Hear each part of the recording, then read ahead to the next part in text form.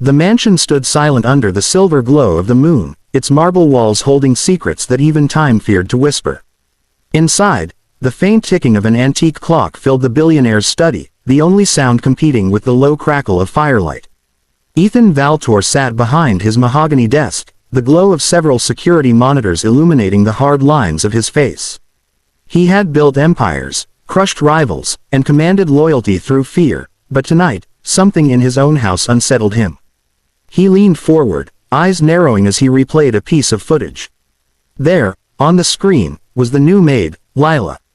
She was supposed to have left hours ago, yet she moved stealthily through the hallways, her hands clutching a small flashlight. Ethan turned up the volume, listening to the faint creak of floorboards, the whisper of her breathing. This wasn't a simple cleaner finishing late work. She was searching for something. The corner of his mouth twitched, a mix of irritation and intrigue. He pressed the intercom. Mason. A deep voice answered within seconds. Yes, sir. There's movement in the East Hall. The new maid. Follow her. Don't be seen. As you wish. Ethan sat back, eyes locked on the screen as Mason's shadow slipped into the corridor behind Lila. The billionaire watched, each second feeding his curiosity. The woman's face, though partly hidden by the dim light, revealed more than fear, it showed purpose. Determination. He poured himself a glass of scotch, the ice clinking softly. Who are you, Miss Lila? He murmured, taking a slow sip. He was not a man easily surprised. Everything in his world was predictable, controlled, managed. But there was something different about her movements, the way she paused before certain doors, almost as if she knew exactly where to go. Outside, the wind howled against the tall windows, rattling them like a warning. Ethan ignored it, his gaze fixed on the screen. Lila stopped suddenly, turned her head as if sensing eyes on her, and for a brief second looked straight into the nearest camera. Her eyes were sharp, filled with something that made his pulse quicken, not fear, not guilt, but defiance. Ethan's fingers tightened around his glass. Interesting, he whispered, leaning closer. Very interesting. That night, for the first time in years, Ethan Valtor wasn't thinking about profits, deals, or rivals. He was thinking about a maid who shouldn't have known where to walk, but clearly did. Lila moved through the dimly lit corridor with the stealth of someone who had practiced each step in her mind 100 times. Every creak of the floorboards made her heart jolt, but she pressed on, clutching the tiny flashlight that barely cut through the darkness. The East Wing loomed ahead, a place the staff had been warned never to enter. Rumors whispered through the servants' quarters said it was haunted by the memory of Ethan Valtor's late wife. Others claimed he kept secrets there too valuable, or too shameful, to expose. Her hands trembled slightly as she reached the heavy oak doors that marked the start of the forbidden section. The brass handle was cold under her fingers, and for a moment she hesitated. She could lose everything for this, her job, her safety, but she couldn't turn back now. She whispered to herself, "For you, Mama," before pushing the door open. The air was thick with dust and the faint scent of jasmine, her mother's favorite perfume. Lila froze. The smell shouldn't have lingered after all these years, yet here it was, faint but unmistakable. Her eyes stung, but she forced herself forward. Mason followed silently at a distance, his boots gliding across the marble like a shadow come to life. He had followed many people under Ethan's orders, business rivals, ex-employees, even family members, but this was different. The girl didn't move like a thief. She moved like someone tracing a memory. Lila reached the end of the hall, where a faded portrait hung crooked on the wall. Behind it, she found what she had come for, a small keyhole hidden in the paneling. She slipped a delicate key from her apron, the metal worn and old. It fit perfectly. A soft click echoed through the silence as the wall slid open to reveal a narrow room bathed in moonlight from a cracked skylight. Inside, everything was untouched.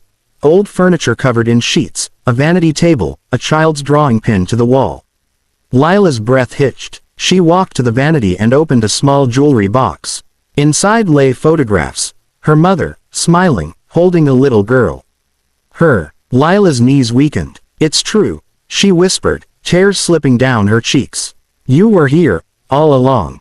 From the shadows, Mason's hand hovered near his holster, but something in his chest tightened. This wasn't a thief's mission. It was a daughter reclaiming a stolen truth.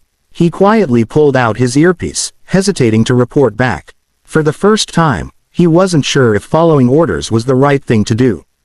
The quiet creak of a floorboard broke the spell. Lila froze, her hand still clutching one of the old photographs. She turned, heart hammering in her chest, and saw him. Ethan Valtor stood in the doorway, tall and still as a statue carved from the shadows.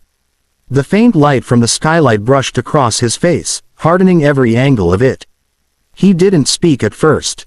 He simply watched her, his gaze cold and unreadable, though something sharp and dangerous flickered in his eyes. Mason appeared behind him, his posture tense but uncertain. Looking for something, Miss Lila. Ethan's voice cut through the silence like a blade, low, calm, but heavy with authority. Lila swallowed hard, her fingers trembling around the picture. I had to know, she said, her voice breaking slightly. Know what? Ethan stepped closer, his polished shoes whispering against the dusty floor. That room is off limits to the staff. I could have you arrested for trespassing. Her chin lifted despite her fear. Then do it, she whispered. But I'm not leaving until I find out what happened to her.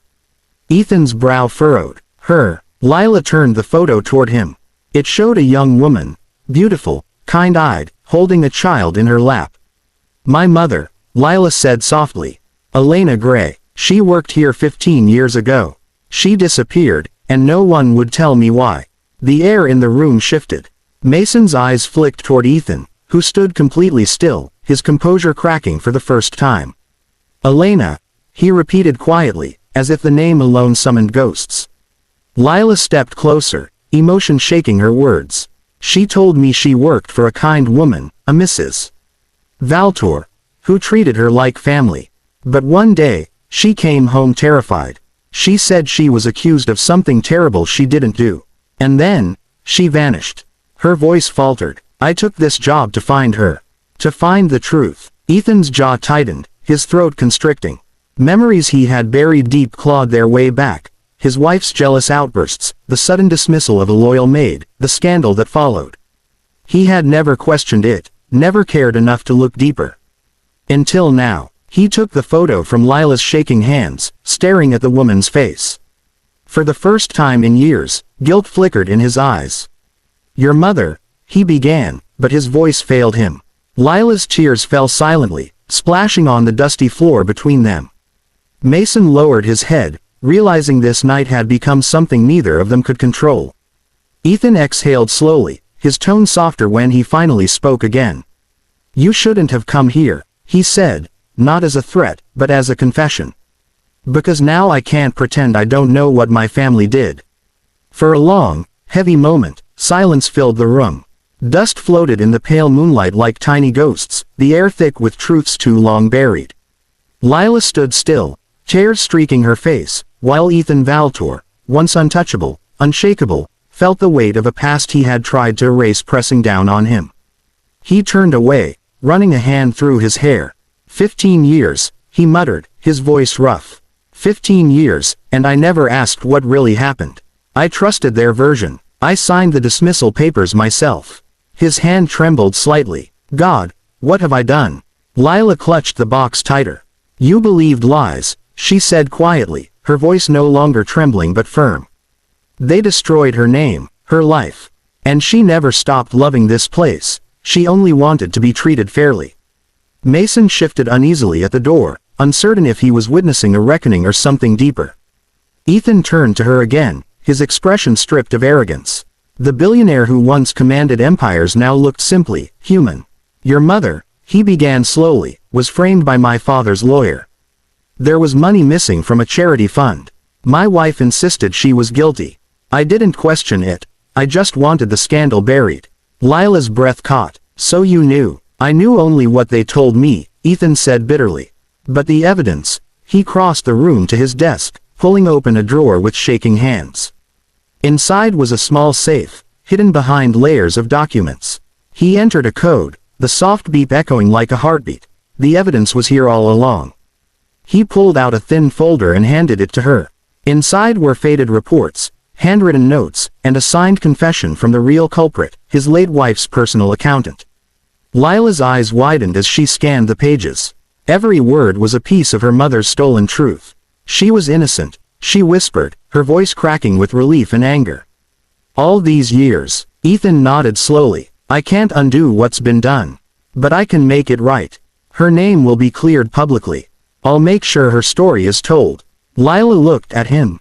This man who had once been the reason for her mother's pain, and for the first time, she saw not a monster, but a broken man facing his own sins. The storm outside grew louder, wind rattling the windows as if the house itself exhaled after years of silence. Mason quietly left the room, giving them space. Ethan turned to the fire burning in the old hearth. You remind me of her, he said softly. The same strength, the same eyes. Lila wiped her tears, her voice steady. Then do what she would have wanted. Let the truth set her free. Ethan nodded, his eyes glistening. It will. That night, as dawn's first light crept into the mansion, the billionaire who had once lived above all others stood beside the maid he had once suspected, and together, they watched the fire consume the last of the lies that had haunted them both. For the first time in years, Ethan Valtor didn't feel powerful. He felt forgiven.